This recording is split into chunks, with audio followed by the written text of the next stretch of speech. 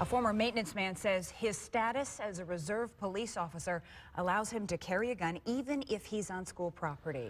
But the Concord school superintendent says that officer violated school policy and broke the law. WSBT's Kelli Stopczynski and our fact finder team looked into it. And Kelli, what happened? Well, Rick, 2 weeks ago, that man went into work on a snow day. Schools were closed, no students or teachers there, but as a grounds worker, he still had to be there. He was involved in an accident in the school vehicle, and that's when his boss found out he was carrying a gun.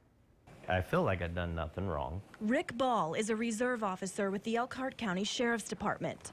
He has a badge and a gun and can arrest anyone at any time. The only thing that makes him different from other deputies, he's not paid to do it. If a situation would arise where, we have an active shooter or something, I have to be able to be prepared, because I'm required to go in and help. Ball says he almost always kept his gun in his personal car while on school property, but a couple weeks ago left it in his coat pocket responding to a domestic violence call before going to work at Concord. Law enforcement people are allowed to have items on them on school grounds, but it have to be approved by our school board.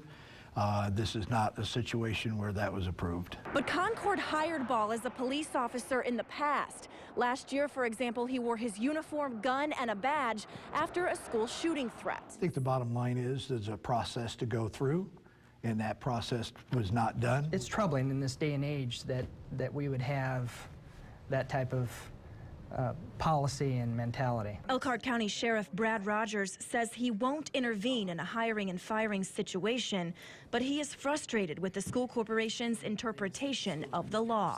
The school system thinks he committed a Class D felony. We think differently, and so it's certainly an interpretation issue. I took an oath to protect and serve the citizens of Elkhart County, and I take that very seriously.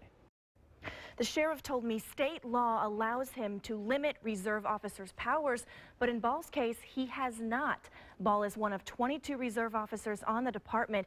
He's gone through the same training as paid deputies. It's just not clear whether he broke the law. The sheriff, you heard him say it, it's a matter of interpretation here. They see it one way, Concord sees it another. Yeah. Okay, Kelli, what about other schools? If a police officer is there, armed, but not working at the school, what are they saying? We checked with Penn, Harris, Madison, and South Bend schools. Both say it's a real gray area, something that they'd have to talk about with their attorneys. There's also the question of an off-duty officer picking up their kids from school. Can they wear their gun inside? What about the shotguns in their trunks? I mean, this is really opening up a lot of questions that haven't been addressed until now. All right, Kelli, thanks very much.